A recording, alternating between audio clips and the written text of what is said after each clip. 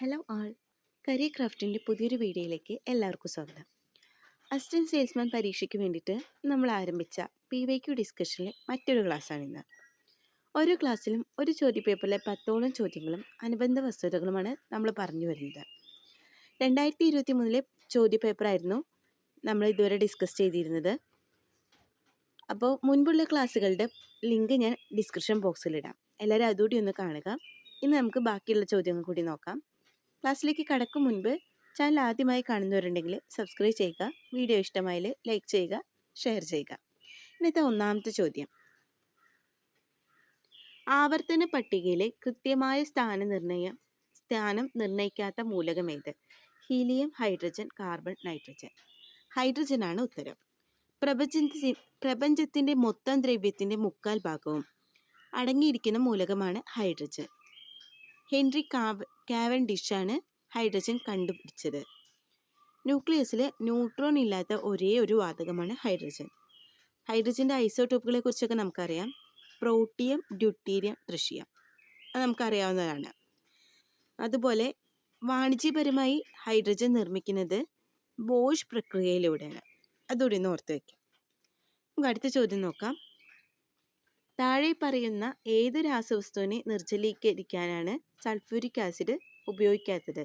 Chlorine, sulphur dioxide, ammonia, hydrogen chloride. അമോണിയയാണ് ഉത്തരം. അമോണിയയെ നിർജ്ജലീകരിക്കാൻ സൾഫ്യൂരിക് ആസിഡ് ഉപയോഗിക്കാത്തതിന് കാരണം അമോണിയയും സൾഫ്യൂരിക് ആസിഡും തമ്മിൽ രാസപ്രവർത്തനം നടക്കുന്നതുകൊണ്ടാണ്. അപ്പോൾ ഇവിടെ നിർജ്ജലീകരണമല്ല നടക്കുന്നത്, അമോണിയം സൾഫേറ്റ് എന്ന ലവണം രൂപപ്പെടുകയാണ് ചെയ്യുന്നത്. അമോണിയ നിർജ്ജലീകരിക്കാനുള്ള മറ്റ് മാർഗങ്ങൾ എന്തൊക്കെയാണ്? ഒന്നുകിൽ സിലിക്ക ജെൽ ഉപയോഗിക്കുക, അല്ലെങ്കിൽ ഫോസ്ഫേറ്റ് പെൻഡോക്സൈഡ് ഉപയോഗിക്കുക. അങ്ങനെയാണ് നമുക്ക് അമോണിയ നിർജ്ജലീകരിക്കാൻ സാധിക്കുന്നത്. അടുത്ത ചോദ്യം നോക്കാം. സ്പോർട്സുമായി ബന്ധപ്പെട്ടതാണ്. ഇതിൽ ഏത് കായിക താരമാണ് ഗോൾഡൻ സ്ലാം കരസ്ഥമാക്കിയത്? റോജർ ഫെഡറർ, നോവാക് ജോക്കോവിച്ച്, സ്റ്റെഫി ഗ്രാഫ്, മർട്ടീന നവരത്തിലോവ. അപ്പോൾ ഇത് 2023 ക്വസ്റ്റ്യൻ പേപ്പറാണ്. അത് പ്രകാരം സ്റ്റെഫി ഗ്രാഫിനാണ് ഗോൾഡൻ സ്ലാം കരസ്ഥമാക്കിയിട്ടുണ്ടായിരുന്നത്. 2024 പാരീസ് ഒളിമ്പിക്സിൽ നോവാക് ജോക്കോവിച്ചും കൂടി ഗോൾഡൻ സ്ലാം കരസ്ഥമാക്കിയിരുന്നു. ടെന്നീസിലെ ഏറ്റവും ഉന്നതമായ നേട്ടമാണ് ഈ ഗോൾഡൻ സ്ലാം എന്നത്. 4 ഗ്രാൻഡ് സ്ലാം ടൂർണമെൻറ്റുകളും, അതായത് Australian open, French open, Wimbledon, US open, അതും ഒളിമ്പിക് സ്വർണവും ഒരു വർഷത്തിനുള്ളിൽ നേടുന്നതാണ് ഗോൾഡൻ സ്ലാം എന്ന് പറയുന്നത്. 2024 പാരീസ് ഒളിമ്പിക്സിൽ സെർബിയൻ താരമായ നോവാക് ജോക്കോവിച്ചും കൂടി ഗോൾഡൻ സ്ലാം നേടിയിട്ടുണ്ടായിരുന്നു.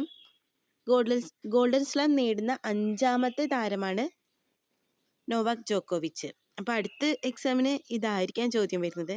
അതുകൊണ്ട് ഇതും കൂടി ഒന്ന് ഓർത്തു വയ്ക്കുക. അടുത്ത ചോദ്യം, സ്വതന്ത്ര ഭാരതത്തിൽ ആദ്യമായി ഒളിമ്പിക്സ് വ്യക്തിഗത മെഡൽ നേടിയ കായിക താരം? KD ജാദവ് ആണ് ഉത്തരം.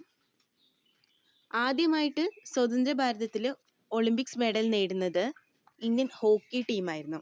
1948 ലണ്ടൻ ഒളിമ്പിക്സിലാണ് ഹോക്കി ടീം സ്വർണം നേടുന്നത്. ഈ KD ജാദവിന് മെഡൽ ലഭിക്കുന്നത് 1952 ഹെൽസിങ്കി ഒളിമ്പിക്സിൽ വെച്ചാണ്. അടുത്ത ചോദ്യം നോക്കാം. ഇതിൽ ജ്ഞാനപീഠം നേടാത്തത് ആരാണ്?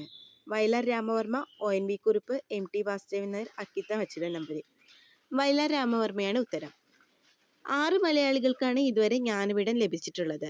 G Sankara Kurup, SK Pottekkatt, Thakazhi Sivasankara Pillai, MT Vasudevan Nair, ONV Kurup, Akkitham Achuthan Namboothiri. ഇവരാണ് ആ മലയാളികൾ. ഈ MT വാസുദേവൻ നായർക്ക് 2025 മരണാനന്തര ബഹുമതി ആയിട്ട് പത്മവിഭൂഷൺ കൂടി ലഭിച്ചിട്ടുണ്ടായിരുന്നു. ഒരു കറണ്ട് അഫെയർ ആണിത്. അതുപോലെ ഈ ക്വസ്റ്റ്യൻ PSC റീസെൻ്റ് ആയിട്ട് ചോദിച്ചിട്ടുണ്ടായിരുന്നു. അതുകൊണ്ട് ഇമ്പോർട്ടൻ്റ് ആണ്, ഓർത്തു വയ്ക്കുക. അടുത്ത ചോദ്യം, ഭാരതരത്ന അവാർഡ് കിട്ടിയ കായിക താരം? ധ്യാൻചന്ദ്, സച്ചിൻ തെണ്ടുൽക്കർ, കപിൽ ദേവ്, മിൽഖ സിംഗ്. ധ്യാൻചന്ദ് ആണ് ഉത്തരം. 1956 ഇന്ത്യയുടെ ഹോക്കി താരമായി ധ്യാൻചന്ദിന് ഭാരതരത്ന നൽകുന്നത്. ഇപ്പോൾ ഭാരതരത്നയ്ക്ക് പകരം ഖേൽരത്ന നൽകി തുടങ്ങിയതുകൊണ്ട് കായിക താരങ്ങൾക്കൊന്നും ഭാരതരത്ന കൊടുക്കാറില്ല. അടുത്ത ചോദ്യം, 2021 ICC T20 പുരുഷ ലോകകപ്പ് ക്രിക്കറ്റ് നടന്ന സ്ഥലം? India, Australia, United Arab Emirates and Oman, West Indies. United Arab Emirates and ഒമാനാണ് ഉത്തരം വരുന്നത്. 2024 വെസ്റ്റ് ഇൻഡീസിലും അമേരിക്കയിലുമായിട്ട് ICC T20 പുരുഷ ലോകകപ്പ് ക്രിക്കറ്റ് നടന്നിരുന്നു. നമ്മുടെ ഇന്ത്യ ആയിരുന്നു അതിൽ ജേതാക്കളായിരുന്നത്. അടുത്ത ചോദ്യം നോക്കാം. ടോക്കിയോ 2020 ഒളിമ്പിക്സിൽ ഏറ്റവും കൂടുതൽ മെഡൽ നേടിയ രാജ്യം? Japan, China, Great Britain, America. അമേരിക്കയാണ് ഉത്തരം വരുന്നത്.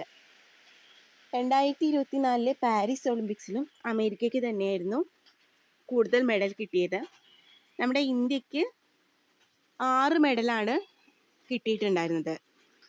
ഒരു വെള്ളി മെഡലും ബാക്കി 5 മെഡലും. വെള്ളി മെഡൽ നേടുന്നത് ജാവലിൻ ത്രോയിൽ നീരജ് ചോപ്രയായിരുന്നു. അടുത്ത ചോദ്യം നോക്കാം. താഴെ പറയുന്നവയിൽ സെർച്ച് എഞ്ചിൻ ഏതാണ്? IT-യുമായി ബന്ധപ്പെട്ട ചോദ്യമാണ്.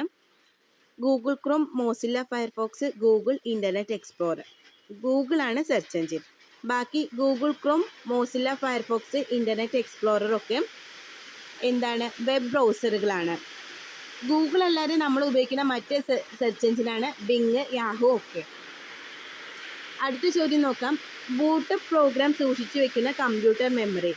Random access memory, read only memory, cache memory, hard disk. Read only memory, റോമിലാണ് ബൂട്ടപ്പ് പ്രോഗ്രാം സൂക്ഷിച്ചു വെക്കുന്നത്. എന്താണ് boot up program? Basic input or output system, BIOS, അതാണ് ബൂട്ടപ്പ് പ്രോഗ്രാം എന്നറിയപ്പെടുന്നത്. കമ്പ്യൂട്ടർ സ്റ്റാർട്ട് ചെയ്യുമ്പോൾ ഈ ബൂട്ടപ്പ് പ്രോഗ്രാമാണ് റൺ ചെയ്യണത്.